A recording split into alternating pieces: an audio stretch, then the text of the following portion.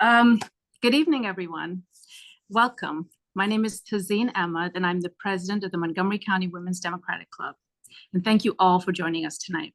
We're so happy to have Senator Van Hollen, our Democratic nominee for the U.S. Senate, Angela Alsobrooks, and our Democratic nominee for Congressional District 6, April Delaney, join us today, this evening.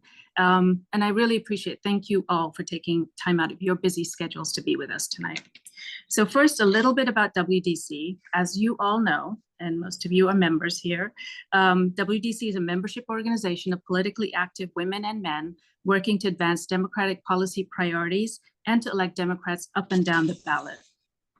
Our goals are to promote Democratic policies and elect Democratic candidates that prioritize the well-being of women and their families. And that means educating and advocating for effective and equitable laws and policies. It is all of you, our members, that give us our strength, and it is all of you that give us the voice to do what we do. And we do some amazing work together, and we're ready and energized to help Democrats, all Democratic nominees, win in November. You know that when Democrats plan, when Democrats organize, when Democrats mobilize, Democrats win. At WDC, we have an eye on the 2024 elections, and we'll be on the front lines doing grassroots work to support President Biden, Vice President Harris, Angela Alsobrooks, April Delaney, and all Democrats across our state in 2024. We're going to need all hands on deck to hold the White House, to hold the Senate, and to win back the House. And we'll be looking to all of you to help us with that. So WDC continues to do important events, including presentations, community dialogues, advocacy efforts, and more throughout the year. And to make these events accessible to everyone, we provide them at no cost. But for us to be able to do this important work, we need your. I think we have some.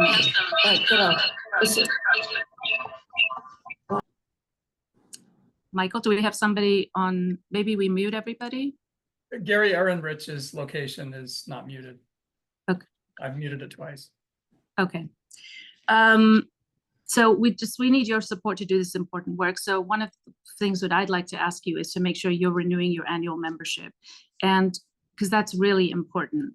Because whatever the membership dues or help us in doing all of the different things that we do. We also want you to join us by volunteering your time, attending our events, engaging with our advocacy, and sharing information about the work to amplify important issues and voices to bring democratic values to our community now and in the future. Here's a list of this is our executive committee. Thank you. We also appreciate the help of Michael Tardif, who's running the Zoom this evening for us. So this event tonight is one of the ways that WDC engages with our community on important issues that really need our attention. Recent speakers have included this list of phenomenal advocates, authors, and public servants.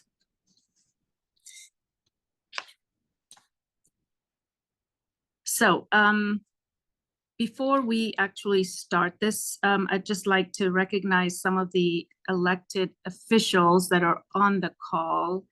And hang on a second, sorry. I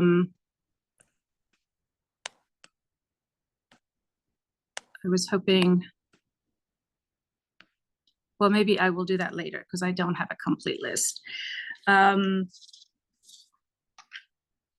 So, as you know, it is crucial for Democrats to regain control of the House in November, and we need to ensure that we retain Congressional District 6. By electing April Delaney to Congress, it is my pleasure to introduce her to you this evening. As a mother of 4 daughters, April understands the challenges families face, from earning a good living to accessing healthcare and protecting our children from harms of big tech. Her priorities include protecting reproductive freedoms, addressing tech's impact on children's privacy, promoting investment and good-paying jobs, and expanding healthcare and mental health resources. Above all, April believes we must unite against extremism and uphold our democracy. Welcome to WDC, April. Thanks, Tazeen. I really appreciate having the opportunity to talk to the Women's Democratic Club and just chatting before on the board with everyone. It's a very, you all should be very proud. I mean, you engage. My last forum of the primary was by you, organized by you all, which was very well attended.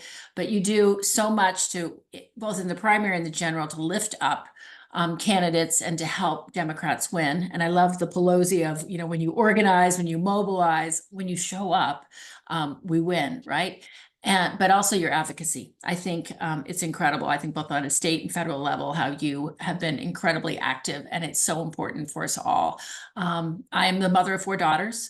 31 to 17. And one of the reasons I entered politics is because I cared so deeply about the world that my kids and eventually my grandkids will inherit, and all of our kids will inherit. And that means from, as you mentioned, bumpers and safeguards on big tech, and AI and what we think about that, how we use it for the good, but also in terms of, climate and, so many big issues. But this democracy in this election is so key in so many ways. Just a little bit, I mean, for many of you probably know a little bit about my background and what I do. I just wanted to say kind of an overview of where the campaign is since the primary, what we are focusing on, how truly competitive the MD6 seat is, I think much more so than people realize, and how we're really going to need your resources in all sorts of ways to really make sure that we get over the finish line. Starting off May 14th, I was very excited to receive the nomination. Took about 2 weeks to kind of thank everybody, to kind of regroup. And then really in June, we have been doing a lot of listening sessions. We had Ron Young and Karen Lewis Young were very nice to open their house up in Frederick. And we had a group of Frederick leaders, both electeds and business people, education people, activists, kind of to say, what is it in Frederick? Who do we need to talk to? How do we activate on the ground? And what are we missing? We did a similar session in Mountain and Western Maryland via Zoom. And then on Friday morning, Mayor Judd Ashton of Gaithersburg also convened a group of leaders to come together. And it was just one of the first of many. I hope to engage all of you as well, because I'm really trying to figure out who I should be talking to, where, relevant issues, and kind of have that, ears and eyes on the ground.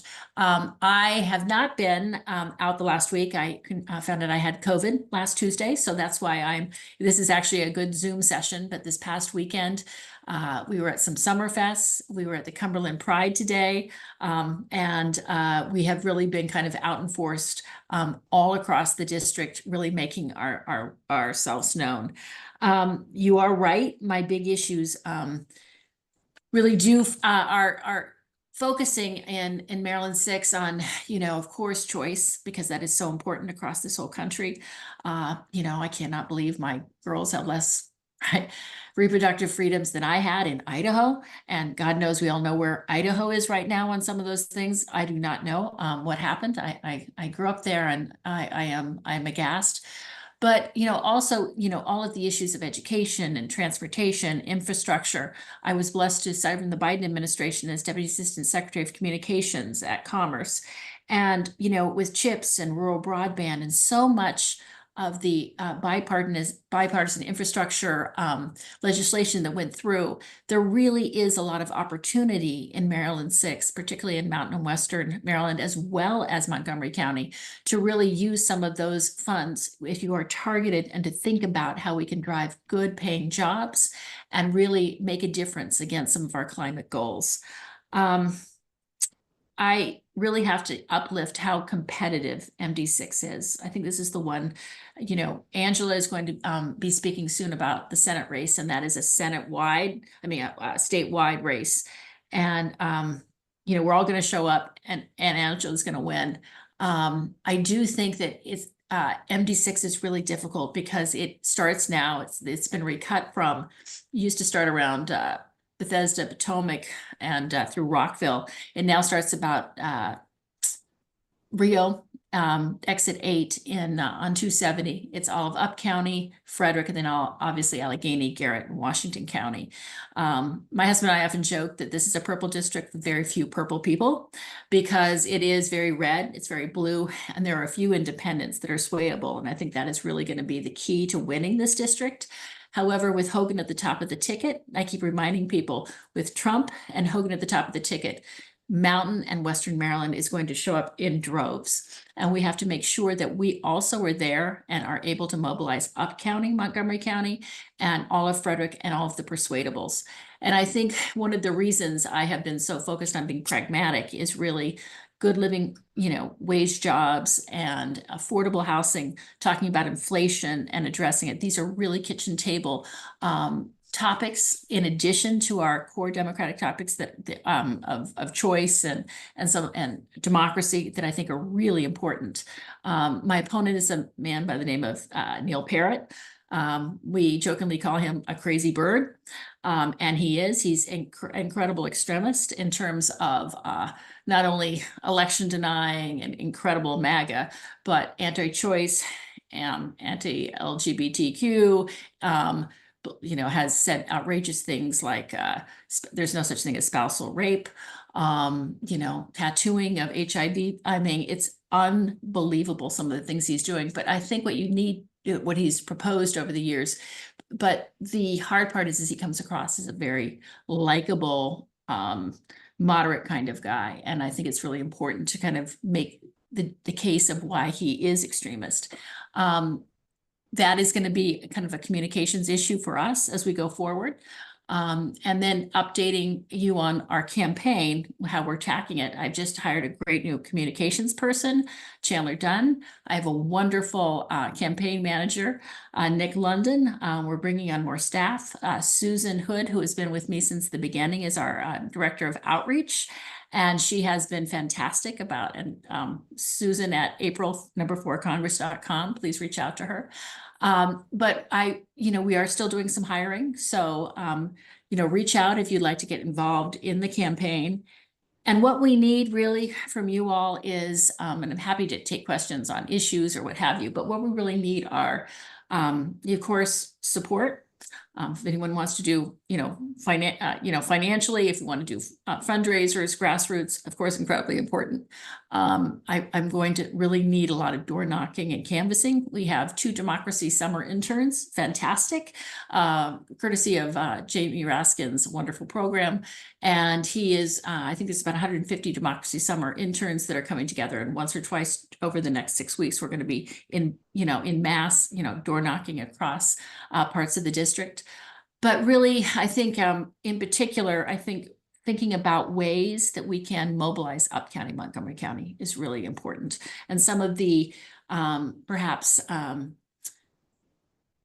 more first generation immigrants, some of the younger Gen Z, and just trying to get more people to show up, but also those that are Democrats, to make sure that they are energized and do show up at the polls. So that is really where we are. I'm happy to take questions. I'm really excited. We're in it to win it. It is never more important, I think, this election, that we all, as you said, we organize, we mobilize, and we show up. And there's a long, I think elections are really made, and wins are really made by those who show up at the polls every election. So thank you all for being here, because you all show up, and I'm thrilled. And my personal email is april@april4congress.com. And Tazeen said to me, you've got to join WDC. And that is my first thing I'm going to do, because of course I want to be a member of the Women's Democratic Club. So many thanks, and look forward to talking to each of you individually. Thank you, April. That was, and we look forward to you joining and becoming a member. So we will, before I go on with the next introduction, I just want to let everyone know we're going to take Q&A after all of the three speakers, and we would request that you submit your questions send them to Cynthia directly. She's got Q&A in front of her name, so it's pretty clear where they need to go. So if you can send your questions there, and we will take as many as we can. Our time is somewhat limited because not all the speakers can stay for the full meeting, so we will wrap up. We'll do 15 minutes, so hopefully of question and answer. So remember that, and you can start getting your questions in now. And before I start my introduction for our next speaker, I just want to acknowledge the elected officials that are in the room. So we have, and thank you all for joining. We have Delegate Sarah Wallet, we have Delegate David Frazier Hidalgo, Central Committee Member Liza Smith, Central Committee Member Saman Ahmad, Board of Education Member Shebra Evans, Board of Education Member Brenda Wolf, Board of Elections President David Naiman, and we have Delegate Greg Wims on the call, and we have Marley Pasternak from Senator Ben Cardin's office. And if I'm missing anyone, please put it in the chat and we will try. And we have Central Committee Member Teresa Warman also on the call. So we appreciate you coming out and joining us for this. And now I'm thrilled to introduce our next Maryland Senator, Angela Alsobrooks. And I know, Angela, you are on the call, right? Yep, there you are. It was great seeing you earlier today, and I'm so glad. Thank you for joining us. I know that you got this crazy schedule going on, so we do really appreciate it. Our members are really excited to hear from you. So Angela is the current Prince George's County Executive, as you know, and the former Prince George's County State's Attorney, and she's our Democratic nominee for the U.S. Senate. A lifelong Marylander, Angela was born and raised in Prince George's County. She was taught from a young age to care about her neighbors and give back to her community, urged on by the words of her great-grandmother not to sit on the sidelines, but go further and do better. She's ran an incredible campaign leading up to the primaries against an opponent who spent 10 times more than she did. And her progressive values and her grassroots support resonated with Marylanders' grassroots work. Welcome, Angela. It's wonderful to have you here today. The floor is yours. Thank you. Thank you so much. First of all, Tazeen, to the Women's Democratic Club, thank you all so much for the invitation. And I want to say thank you also for all that you all do for us and for democracy. To be on a call this time of evening on a Sunday, I think speaks volumes about your commitment. And I just want to say thank you so much to all the other electeds who are on the call. April, congratulations again, and looking forward to working with you. I don't know whether Sarah's on here as well. But anyway, I'm really excited about what I know to be, and I think you will agree, is one of the most important elections of our lifetime. We've heard this said before. We said it in 2016. It unfortunately turned out to be true, that there would be consequences to the election of Donald Trump in 2016, namely overturning Roe because of the conservative justices that were placed on the court. We know as well that in 2020, we said once again that this was one of the most important elections of our lifetime. I think electing President Biden was a very important election, and we, I think, benefited greatly from his election. And here we are in 2024, and we are facing yet again a time where there really is a single question on the ballot with respect to this Senate, and it is where the 51st vote goes. The 51st vote, we know now, will determine so much about our freedoms and about the direction we go in as a country. We know that, for example, choice is now squarely on the ballot. And what we know about it is Mitch McConnell, the same person who I might tell you, part of the reason we are in the position we are in and having overturned Roe was because of Mitch McConnell, the person who blocked former President Obama from appointing Merrick Garland to the Supreme Court, and then held off, and we thereafter had these justices who overturned Roe. And that same Mitch McConnell handpicked Larry Hogan, invited him to come into this race after Larry Hogan if you recall, said many times over very publicly that he had, quote, no interest whatsoever in serving in the Senate. He was persuaded by Mitch McConnell to throw his hat in the ring. And Mitch McConnell said that he now believes Maryland to be one of the 4 top states that give the Republicans the best chance to grow a majority in the Senate. And we know that if we should let that happen, which we would not, many of these issues, including choice, would be one that we would see a national ban, and we would see much of the continued activism. This Supreme Court is on the ballot. We know that we have 2 to 3 justices, we believe, who will be appointed in the next term. And I don't have any doubt whatsoever that Larry Hogan would vote with the Republican caucus. Now, I want to level set because there are a lot of people who said they like Larry Hogan and voted for him. This is not, I like Larry Hogan. I worked with him when he was governor. I work with him as county executive. But what we know in this moment is this is much bigger than Larry Hogan.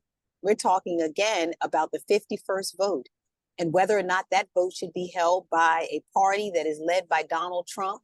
And that party would be over many of these committees. We hear that Lindsey Graham is the person who would be appointed as chair of the Judiciary Committee.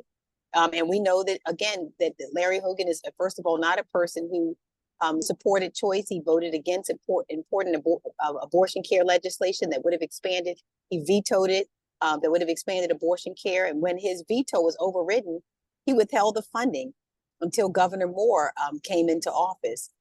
We know that, he's been described just very clearly in the last few months. His opening comments about choice was he said, I understand choice very clearly and understand what abortion care is about because it's very emotional for the ladies. What we know is we don't need any help with our emotions. Thank you very much. But we do need the privacy and freedom to make our own choices. He was questioned directly just in the last few months about whether or not he would codify prior to the primary, whether he would vote to codify Roe in federal law.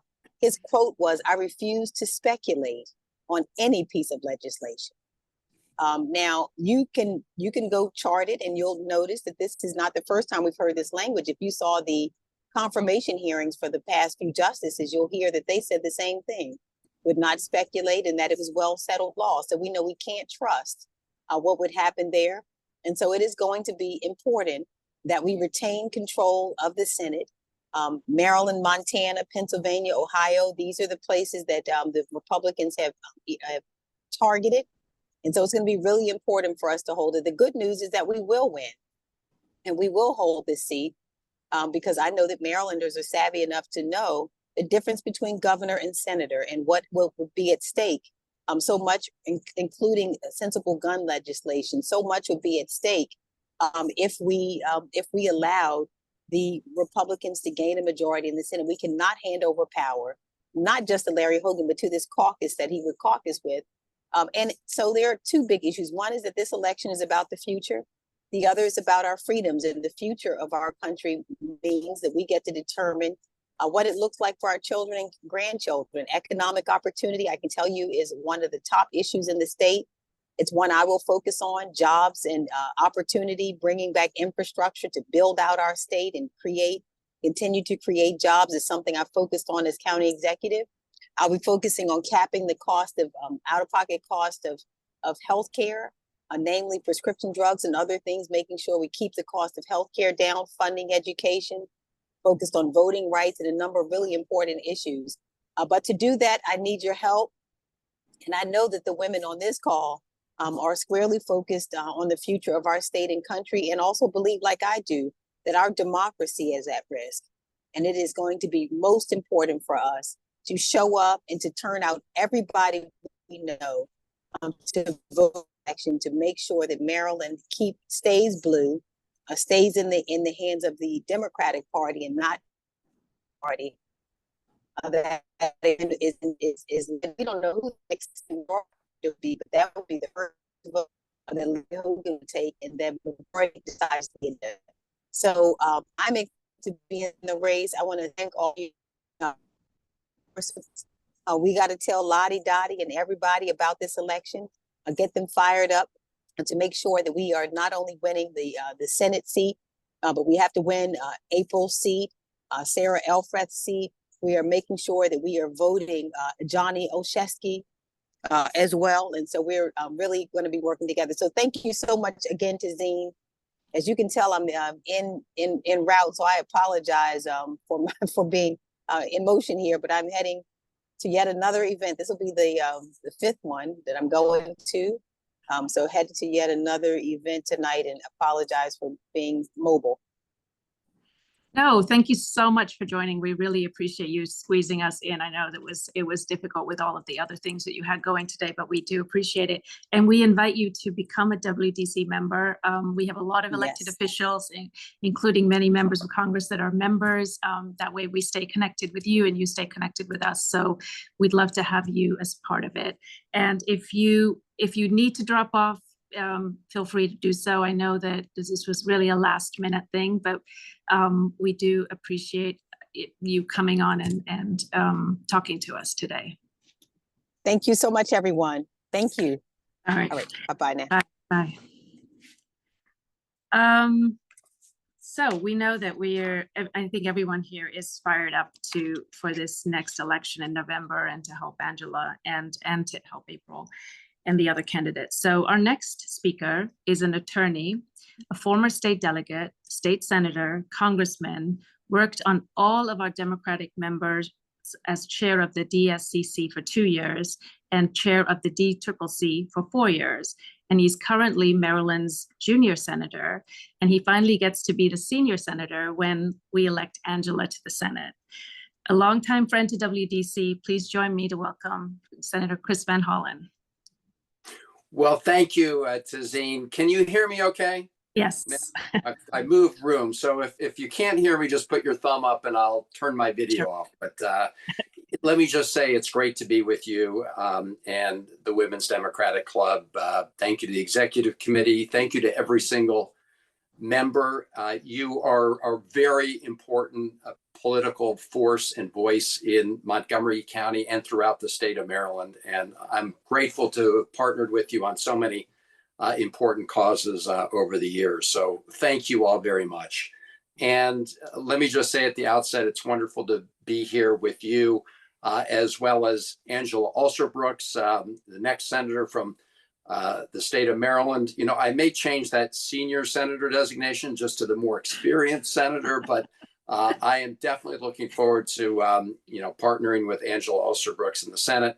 And April Delaney is going to make a great member of Congress from the 6th Congressional District. I'm going to come back to both of these races. We're going to have to work very, very hard. And I should say at the outset that, as you know, often in presidential years, Maryland is an export state. In other words, we tend to travel to our surrounding states, whether it be Pennsylvania or Virginia, depending on where we're needed. I really think in this election in 2024, we're needed in the state of Maryland. And we're needed here because of the two races that we're focused on this evening, as well as the other congressional races around the state, including the many new terrific candidates that were mentioned.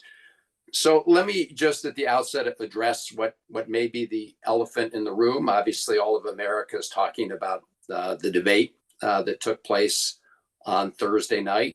It was a bad night for the country because on the one hand, we had Donald Trump, who could not utter a sentence without lying. I mean, it was just a steady stream of lies. I mean, we've gotten used to that. And I want to make sure the country doesn't normalize itself to the Donald Trump lying. And so he painted a very, very scary picture of what a second Donald Trump administration would look like. It would be chaos. It would be revenge. It would drag our country backwards in every way.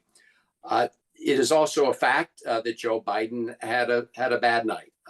There's no sugarcoating that. I think, like probably all of you, I watched it and was very concerned. The good news is Joe Biden recognizes that it was a very bad night for him. And what I know about President Biden is that, number one, he's been a terrific president a great Oh, what's 4 wrong with years, this? Fuck it. an important record.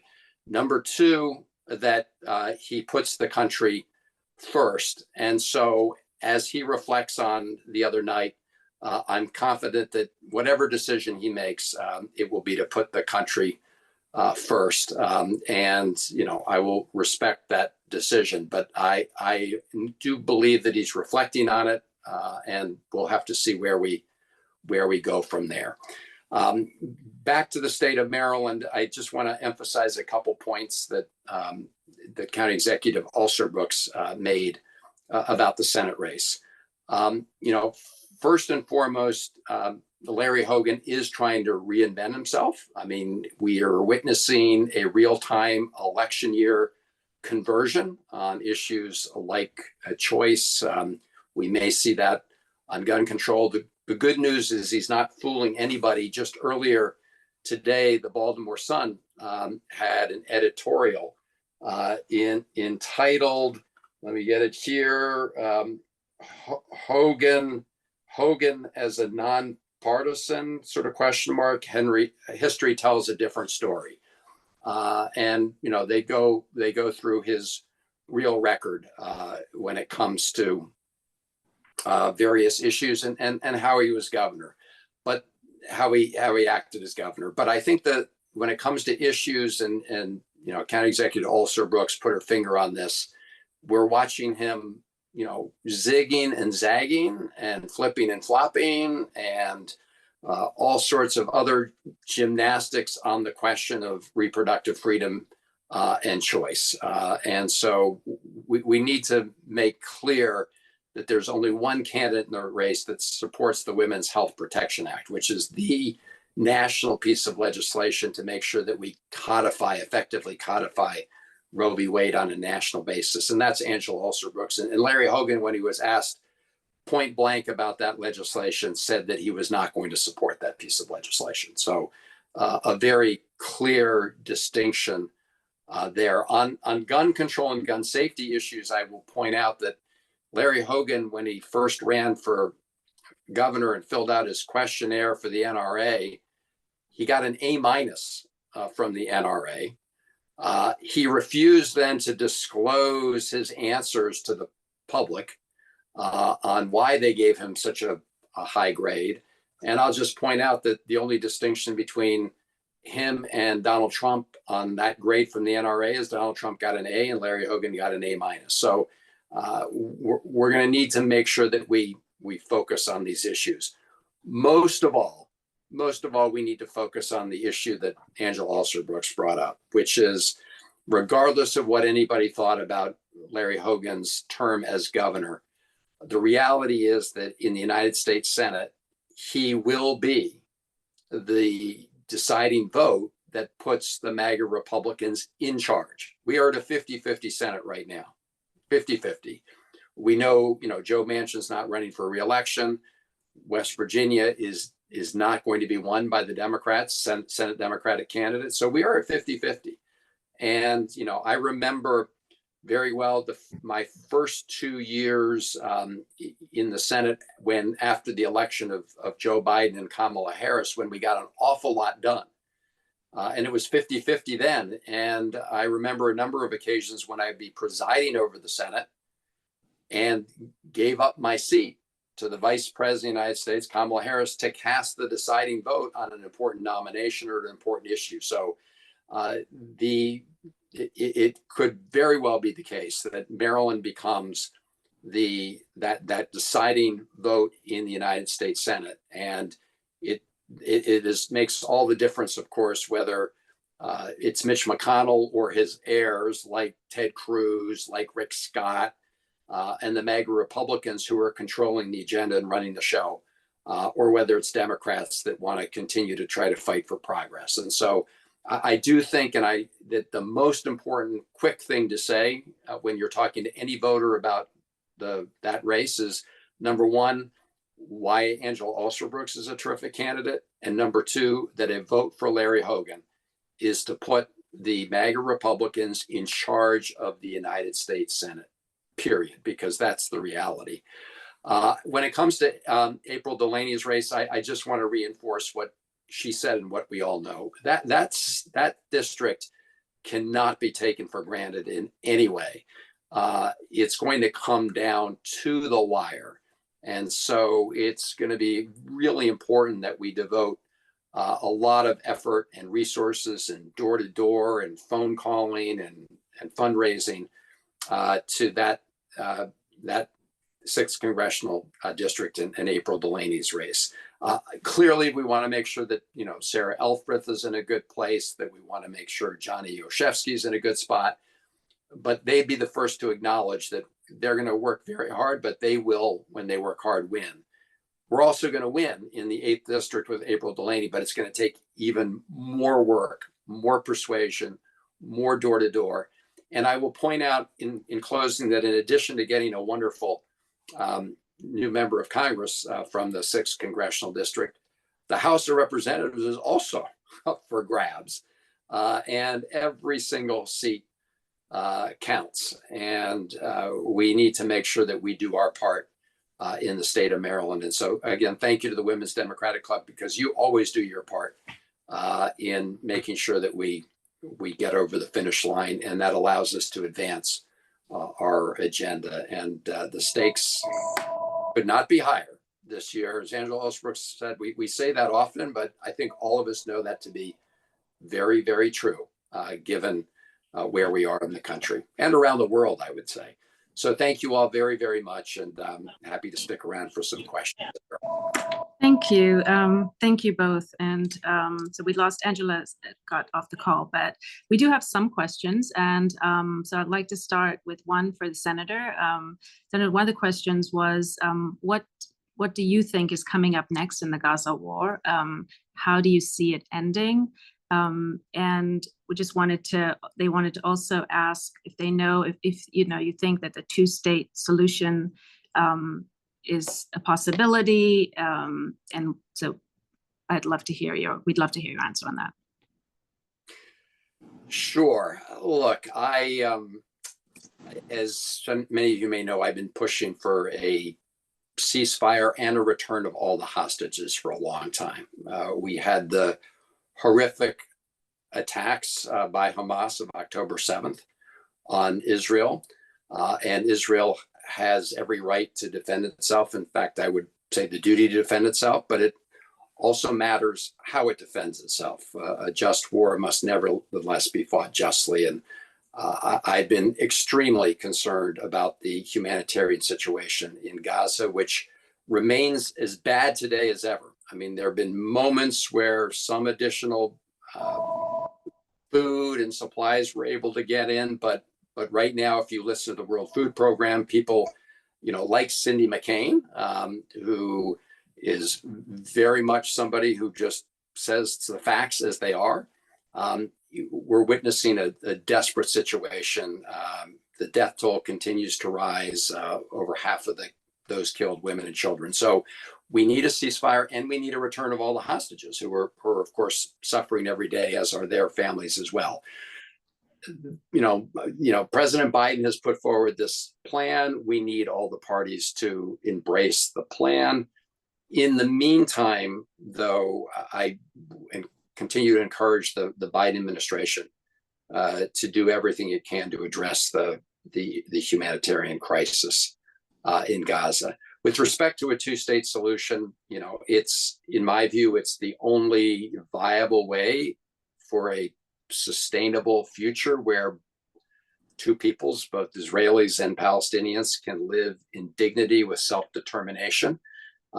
It's going to be a real challenge to get a two-state solution, because over the last 24 years, while the United States has said that's our policy goal, the reality is that we see more and more settlements deeper and deeper into the West Bank. In fact, just in this last week, Smotrich, who's an extremely right-wing member of the Netanyahu coalition, which, by the way, is just off the charts when it comes to sort of an extremist coalition that Netanyahu decided to put together, has said he's going to legalize 5 more outposts. So this is the last chance, in my view, to achieve a two-state solution. And if we don't, it is the one little ray of light at the end of the tunnel. It would be coupled, very importantly, with a normalization agreement between Saudi Arabia and Israel. And that is the one way to try and make sure that, both peoples can see a future of security, as well as self-determination and dignity. So a very, very, very hard and difficult time, as we know. This is a moment when people really need to work overtime to try to resolve this and to put us on a path to that, little glimmer of light that, maybe at the end of this very dark tunnel. Thank you. So I would like to then just sort of switch to April. So one of the questions, April, for you was if you had a plan to reach out to the undecided voters and also maybe the young voter bloc. So, what are your plans to sort of reach out to those different groups? I'm going to answer that, but I just want to say that was well said by Senator Van Hollen. Yeah. It is such a hard, we've always stood with Israel as our ally, and I feel very, strongly about that. But it is, the humanitarian crisis is heartbreaking, and I think the president and Tony Blinken, I think, has just been an unbelievable.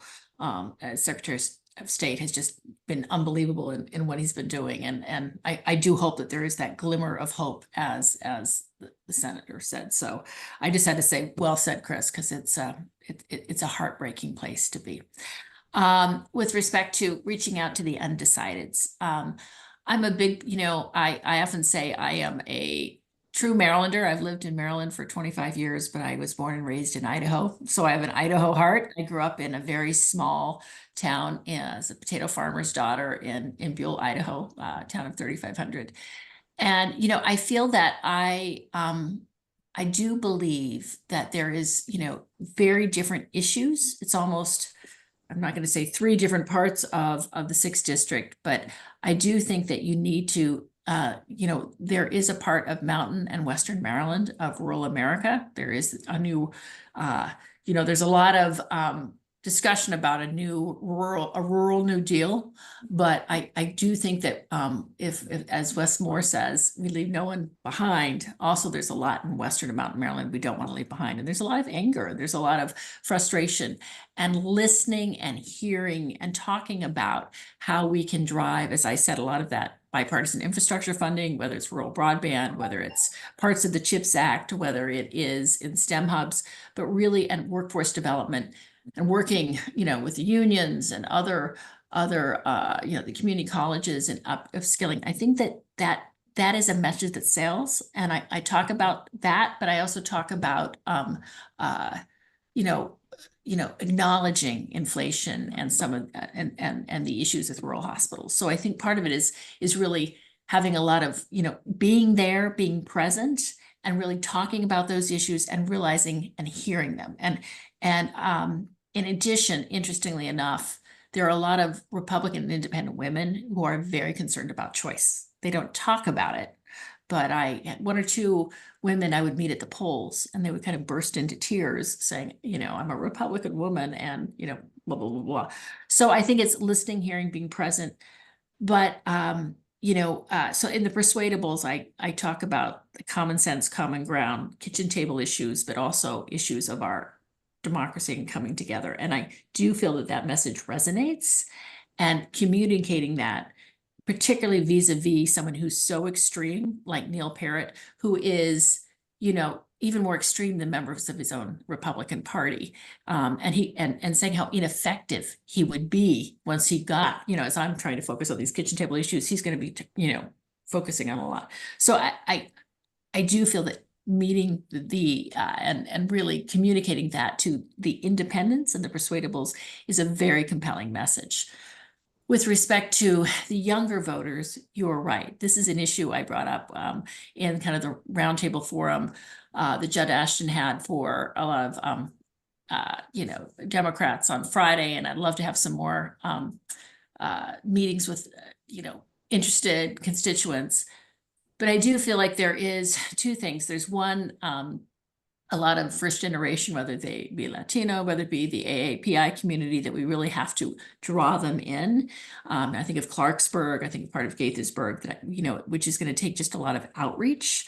But also I think with the Gen Z and younger voters, you know, Chris hit it on the head with respect to some of with what happened on Thursday night. And I hear a lot of, you know, oh, you know, why do we have, you know, why, you know, isn't it time? We want someone else, blah, blah, blah, blah.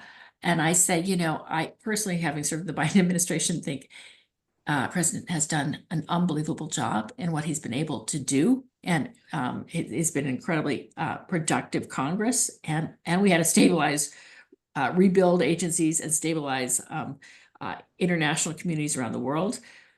But I often say to these younger voters, okay, you might, you know, there's lots of choices. We have two outcomes, A or B. You don't get C. So you only get two outcomes, A or B. So which of these outcomes do you want? And you start going through the different outcomes and, you know, okay, you're right. And I think it's really taking them that, you know, really highlighting again, how important this is and what those outcomes mean for them and how important it is for them to vote, but to get their friends to vote. So I've just hired a new communications director who is in her late 20s. She's doing a lot of digital outreach, you know, WhatsApp, trying to get mobilized with utilize a lot of technology affinity groups. And I am just hiring some younger staffers that will actually be out door knocking with me. I'm also talking to a lot of the people who I ran against in the primary that have been very helpful in reaching out to their networks. But I also reach out to all of you here online and are, you know, online tonight as to, I'd love to take suggestions, and it is important that we all show up because this election will really be determined by who shows up at the polls. I hope that's helpful. Yeah, no, absolutely. That is really helpful.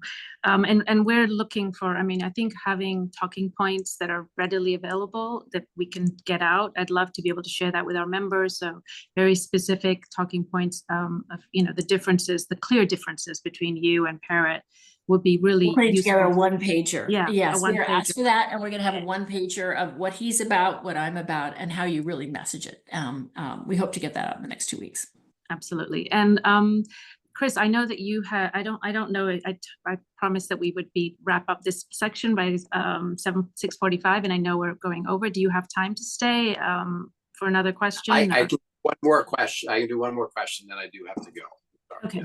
so I think, and this is sort of a combination of multiple people's question. And then I know you addressed it in your comments, but I guess there's somewhat of a concern about, you know, the post-debate, you know, what's happening, how are we messaging, what can we do, you know, to when we're talking to people, because, you know, we're all being inundated with the same question. So maybe could you talk about that, and, you know, what are things that you feel like are, you know, the important talking points around that, and how you feel about, you know, what happened on Thursday? Sure. So first, let me just sort of repeat a little bit what I said earlier, then I want to build on it, which is number one, we saw what a disaster Trump would be for the country if he ever was elected again. We also saw a Joe Biden who performed badly. I mean, there's no sugarcoating it, and people saw that. And so it obviously raised a lot of questions in people's minds with respect to, you know, the president's ability to keep campaigning vigorously and ultimately governing. And so the president is going to have to, he has acknowledged the concerns that were raised. And now he's going to have to make sure that he addresses them. He worked to begin addressing those, of course, the next day in North Carolina. But he is also reportedly, you know, huddling right now with his family in Camp David, trying to determine the best way forward. And, you know, the reason I said that that Joe Biden has a history of doing what's right for the country is because he is actually the only person, maybe a few people around him, who really know the answer to this question, right?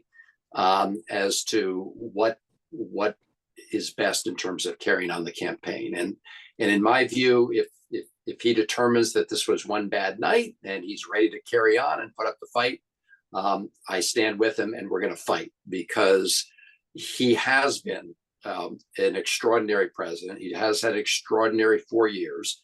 And it is absolutely true that a bad 90 minutes doesn't wipe out that great record, nor does it wipe out his vision for the future, nor does it wipe out this contrast between him and Donald Trump, who I don't need to go through every single issue with all of you, because you know it as well as anybody and better, what it would mean for Donald Trump on all the issues that we care about so deeply. He would drag the country backwards.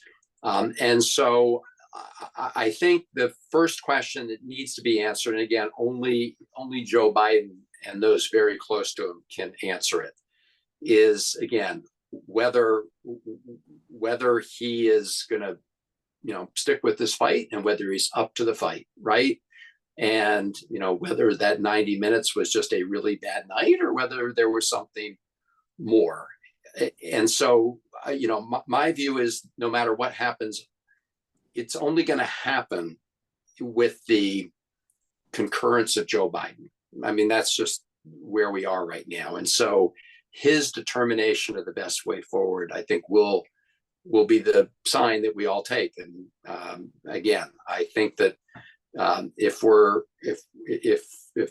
he says it was a bad night, the fight goes on, I'm ready. I'm ready to take him on, and I want another 4 years as president. And I'm going to continue to do a great job. Then we've got to really work very hard to, again, draw the contrast. I mean, Joe Biden is fond of saying, don't compare me to the almighty, compare me to the alternative.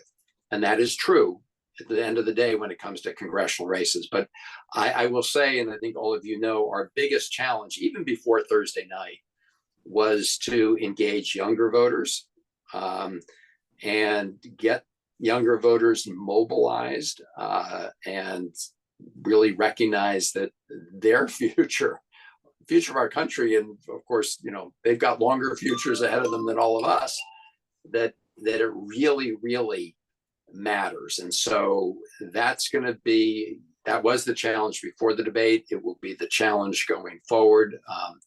If the president, decides to fight for another 4 years. So that's where things stand right now. Lots of discussions going on, but at the end of the day, it will depend on that determination that's made by the president and his family.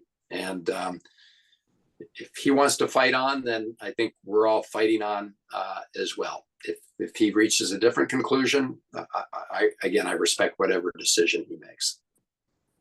Yeah, and I think we feel exactly the same way. If he's is fighting on, where WDC is going to be 100% behind him, behind Vice President Kamala Harris and all of the Democratic nominees. So, and thank you for that, and thank you for joining us. We really appreciate you taking the time, and you have a lovely rest of your evening. And well, thank you. I can't think how grateful I am to the Women's Democratic Club of Montgomery County for just decades of not just talking about the issues, but really fighting hard for them, and recognizing that in order to implement the policies that we want to see in this country, that we have to do the politics right. And the Women's Democratic Club is the really great combination of those two things. So thank you very much. Thank you, Chris.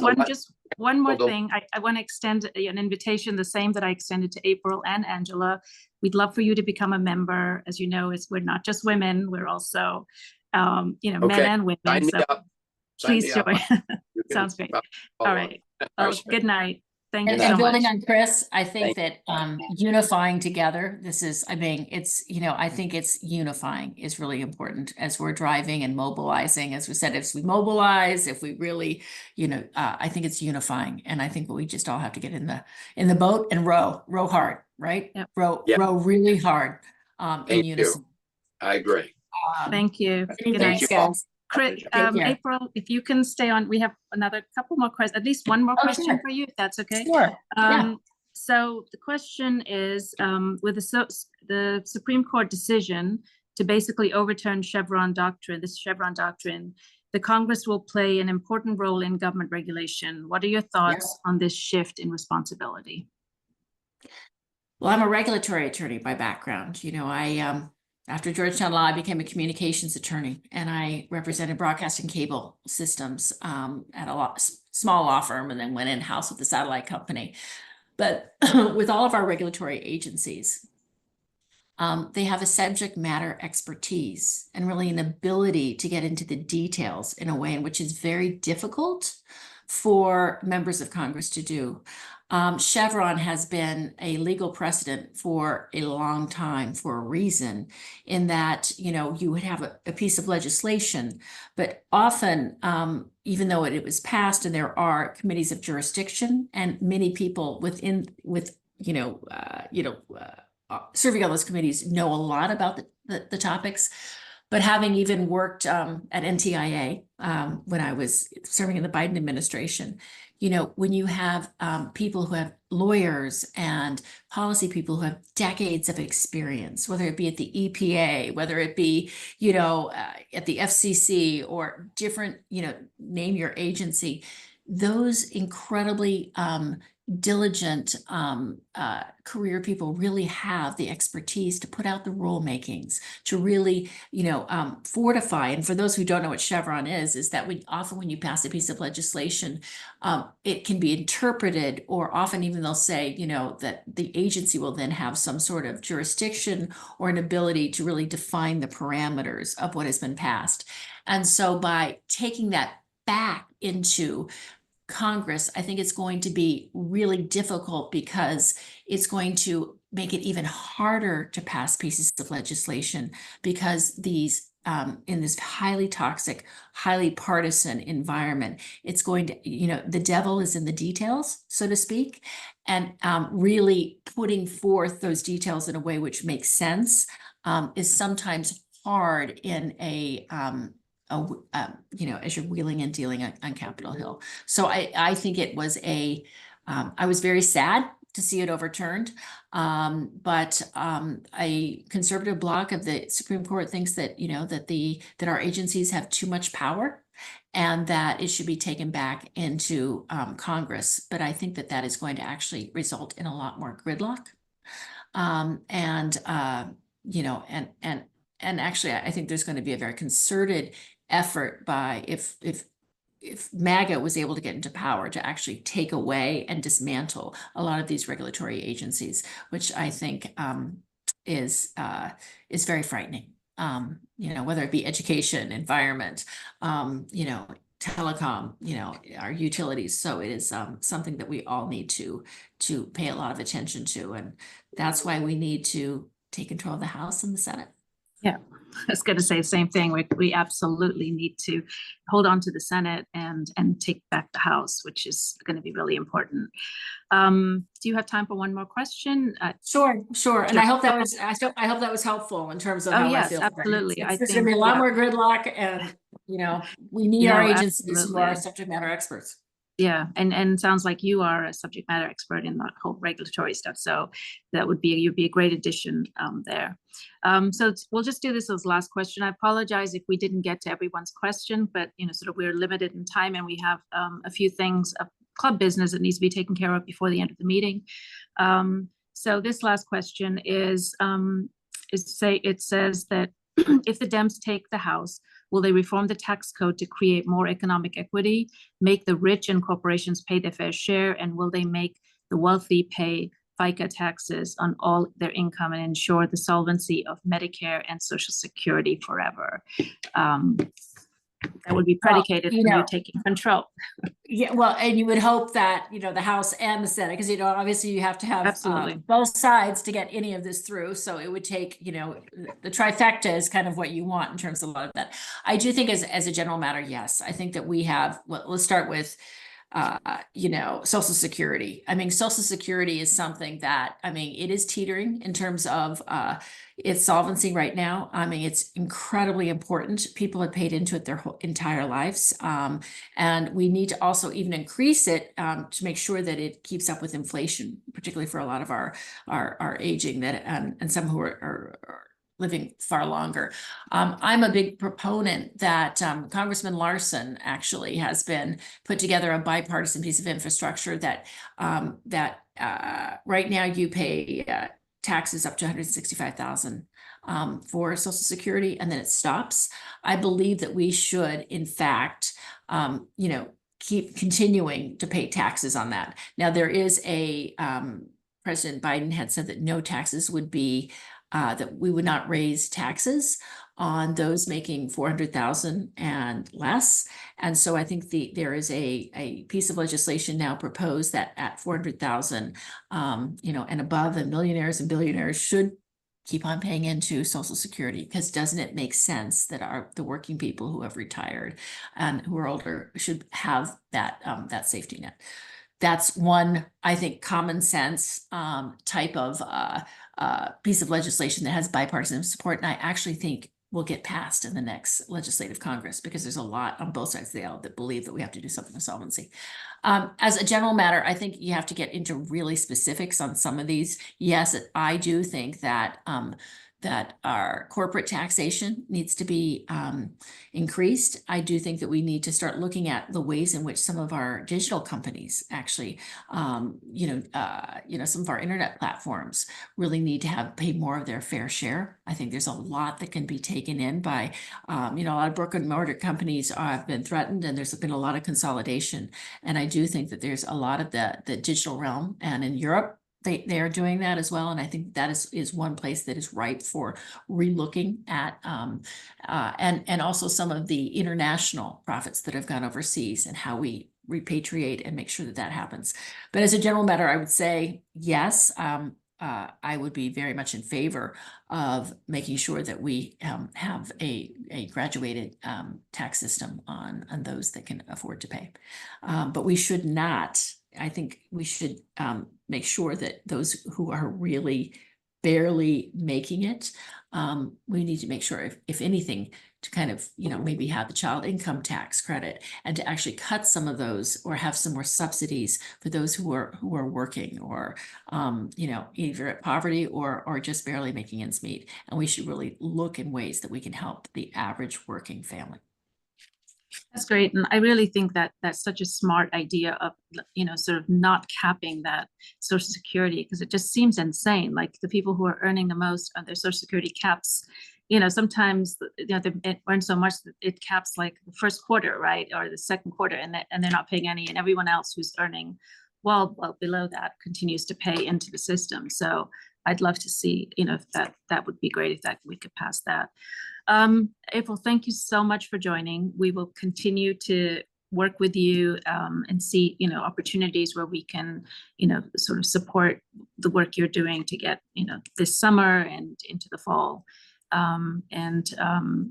Please reach out if there's any events and things that you're doing. We'd love to see the one pager, and we'll look for that, because. And I forgot to mention, I did polling.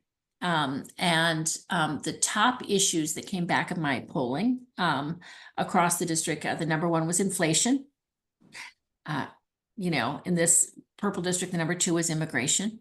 Mm-hmm. And then 3 was choice. Now, I actually think choice is, higher up, but I mean, people have taken it for granted. Some people take it for granted in Maryland's. I think choice is a top issue, but I think really, I'm going to really put forth some bullet points also on inflation and what, the Biden administration, but also Congress should be doing to address those issues.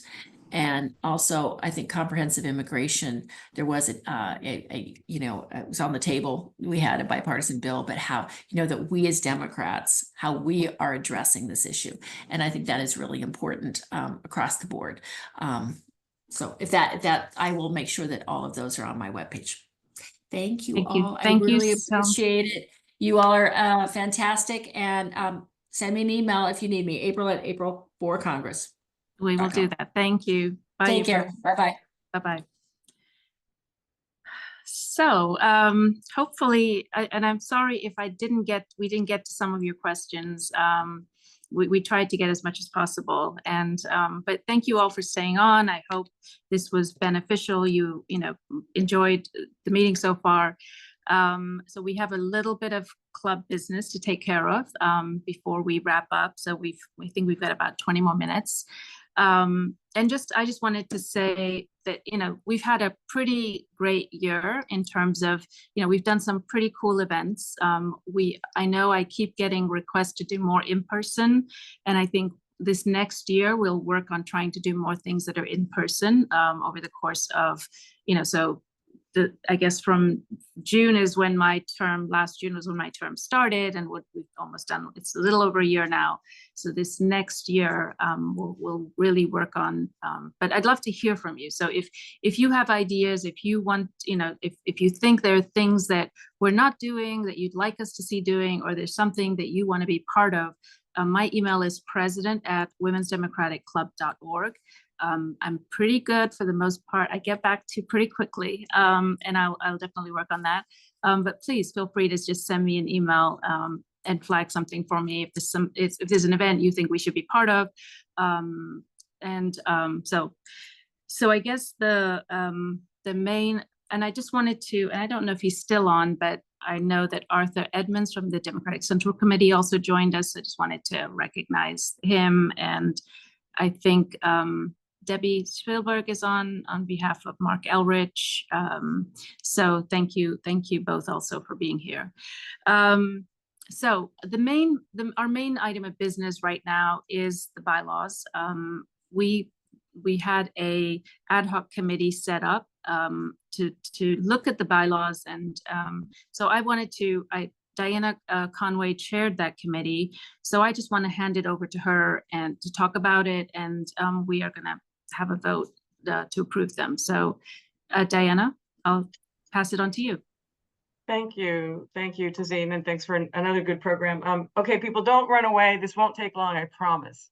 So you should have received, I'm Diana Conway, and I had an ad hoc committee of 3 fabulous women, Leslie Milano, Joanne Korovos, and Cynthia Rubenstein, who are all board members or former board members of WDC. And we were tasked with taking on the 2019 bylaws and turning them into the 2024 bylaws. So it's good practice to update your stuff occasionally, just like an annual doctor's visit.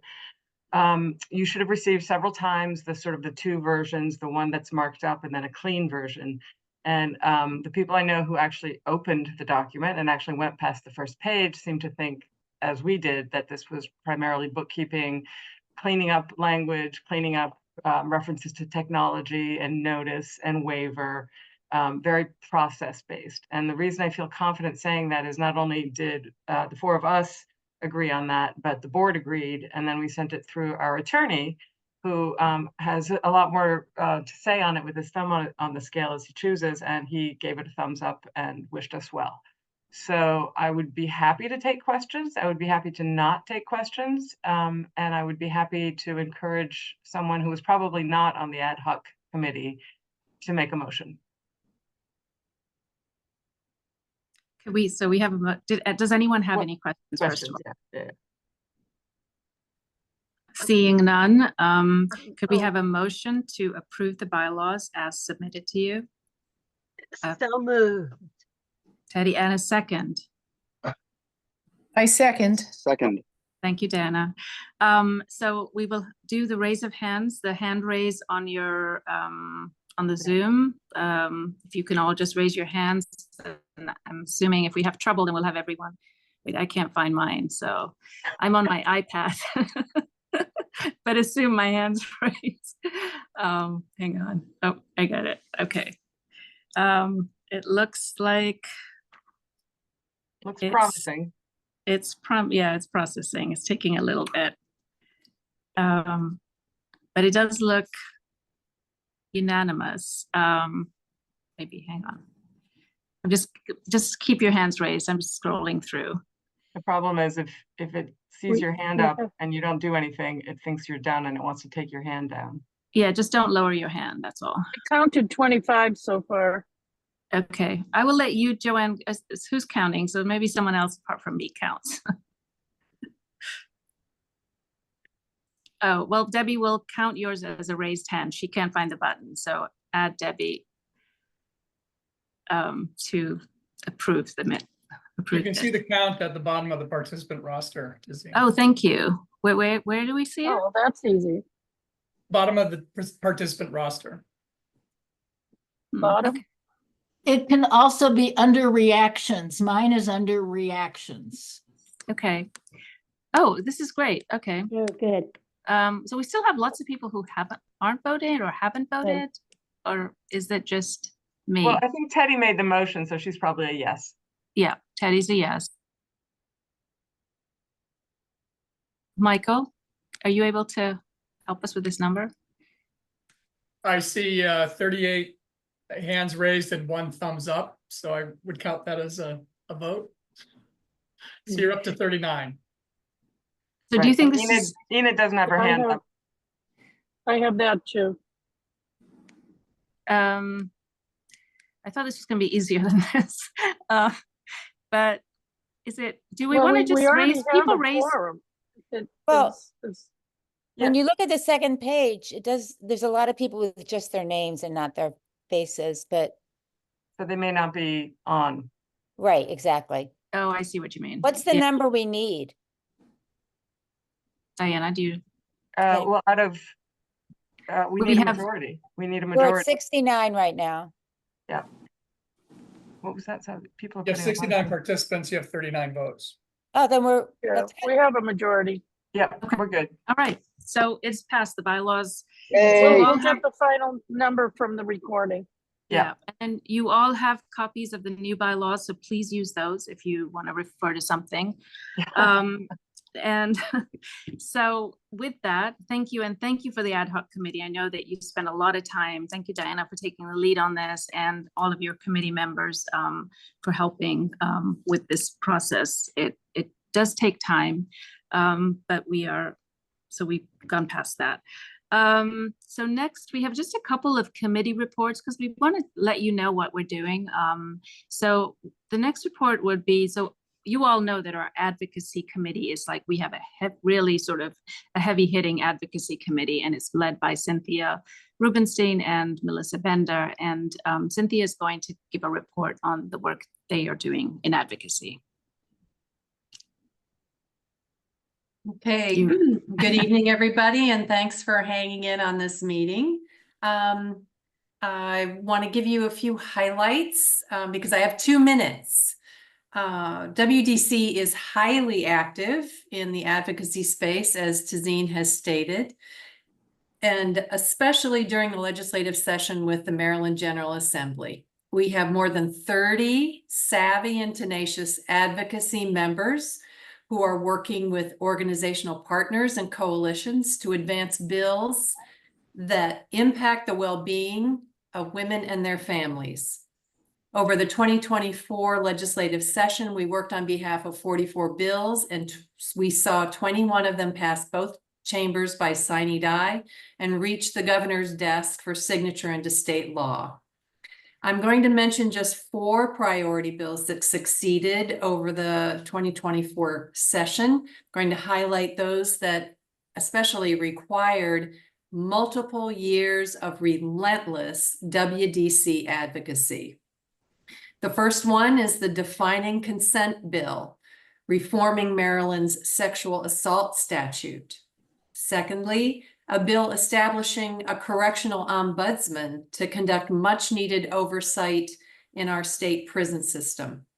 Number 3, a synthetic turf disclosure and study bill requiring a study of artificial turf fields and disposal methods of used fields. And the fourth is the Access to Care Act, which allows immigrants to purchase health insurance through the Maryland State Health Insurance Exchange. One more exceptional item. WDC was a key partner with the Maryland Women's Legislative Caucus to press hard for a state resolution affirming that the Equal Rights Amendment is already the 28th Amendment to the U.S. Constitution. That resolution resoundingly passed in the General Assembly and now strengthens the case for our federal counterparts to get this amendment finally adopted. There's more advocacy information than what I can briefly share tonight. So please check out our work at the WDC website, womensdemocraticclub.org, and please contact Melissa or me if you're interested in getting involved in advocacy. We would be so happy to have new talent and additional energy to add to our ranks. Thank you for listening. 2 minutes is up. Thank you, Cynthia. Yeah, and they just do such a great job with the advocacy. It's so much work, and we're so proud of what we've accomplished, and so proud of you and your team. So thank you. I think we have a report from Lisa. Lisa, did you want to say something? Yes, real quick. Hi, I'm Lisa Fuller, and I am the chair of the Communications Committee. We have great group of people that work very hard. Except for this summer, we put out our newsletter every other week. And what I've done, Michael, can you put my slide up? I've put this is a list of the social media that we use. So X, you can see if you want to find us on X, which was Twitter, you can see that the @ symbol, Instagram, Facebook. There's our website, which is constantly updated, and our email address. The email address is something that we check frequently. We prefer to use that as our official way to reach out to us, so that if you have any questions, if you'd like to join this social media group that posts, we have a lot of things that we expect that we'll be posting in the next few months. I would welcome, you can email us at that communications email. I would welcome your help and your getting the word out for us. What I've done is, I guess Michael, take me back off. I'm putting all of that into the chat so that if you want to copy that and save it, you can access our social media really easily and help me get the word out. Because the whole thing about social media is if you post it on your site, somebody go read what you've posted, and so on and so on and so on. That's it. Thank you, Lisa. And like I said earlier, the communications team just works year round, and they do a fabulous job, not only on the newsletter but also on social media. And it's great to like something, but also if you share it, I think a lot more people see it. So if you think about that, and maybe didn't put sort of keep that in mind when you're sharing. So I think we have. I saw in the chat, and I'm not 100% sure. Hang on a second. So Fran had put in a motion to increase the dues by $5. I'm not 100% sure. Like, have we done that as and I'm going to rely on some of the people who have been here before me. Is that something we do at this type of meeting, or is that something we do as a board later? I'm not sure. So Dana, I just closed my bylaws document, but as I recall, the board sets dues. The board sets dues, so we don't Let's necessarily go back need to and verify that before I start making wild, powerful claims. Fran, do you want to say something? Go ahead.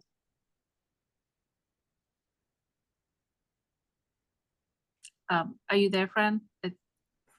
You're muted if you are. Okay. Maybe that was a little earlier. Oh, there you are. Go ahead. Okay. Two things. One is that in the entire time that I have been involved with WDC, our dues have been set at $35. That is well over a decade or two. I'm not sure. Things have increased in price in that decade or two. So I would like to make a motion that we increase dues to $45. You can do whatever you want with younger people's dues, but I think the general dues need to be $45 in recognition of the fact that that there's been a bit of inflation in the last 20 years. The other thing is that my memory of the bylaws, and again, I don't have them right in front of me, is that any dues increase has to be voted on by the membership. And I think it's by the membership at the annual meeting. So that's why I'm bringing it up now. Thank you, Fran. I mean, I tend to agree. I think, we have been at 35 for such a long time. Diana, do you want to? I'm looking at the clean copy and it says dues. The board of directors shall set the amount of annual dues. Changes in the dues amount shall require a vote by the general membership following approval by the board of directors. So based on the fact that these are now our bylaws, the board would have to set an amount, and then it has to be approved by the general membership. So then we would have to do a separate meeting to do this, right? Is that my understanding, that we can't, because we have not actually discussed this as a board and approved it, we can't do it at this time. Okay, can I change my motion? Well, it doesn't say that the membership approval has to occur at an annual meeting. It just says a vote by the general membership. And we have, part of the reason we modified these bylaws was to say we can't always be calling membership together every time we have an important thing we need to vote on. So we can do votes, in methods other than in physical person, as for example, today. Okay, so we're not in physical person today, but anyway, I would like to amend my motion or change my motion then. I would like to task the board. I move that the board have this discussion and let the membership know what you decide and call a vote as soon as possible. That makes sense. Do we? Second. Okay. All in favor, just put your, let's not worry. Raise hands around. Raised hands. Thank you, Fran. I think you're right. I do think that this makes a lot of sense. Prices have gone up in everything. So the $35 is not what $35 was, 10 years ago or 20 years ago. It's a completely different. So I think that concludes what we were. Did anyone else have, anyone else on the board want to add anything at this point? Is there? Seeing none. I hope this meeting was beneficial and you enjoyed it. We do appreciate you taking the time to be with us. Michael, can you take the slide off for a second? So we do appreciate the time, and we look forward to we're really going to ramp up. We're going to take a little time off right now. I'm sure everyone's going to be involved in campaigns that they're working on, and I encourage you to do so because they need help now. But as an organization, we're not going to do anything, in the next several weeks. So we'll ramp up once people get back in the summer, like late August, probably. So I'm looking forward to working with all of you going forward, and we've got a lot of work to do. We've got to get our Democrats elected. And I do appreciate everyone for everything you contribute, and I look forward. And please tell your friends, bring them on the board. Let's just keep bringing people to WDC, because I think when we bring people together, like anyone who comes and hears from us and joins us, I think they have a good experience. So let's continue to do that. And I hope you all have a great summer. And we look forward to seeing you in several weeks, or a couple months maybe. So good night, everyone. Good night. Night. Good night. Good night. Thank you. Thank you, Michael. Thank Thank you. you, Michael. Good night. Thank you. Good night. Yeah, thank you.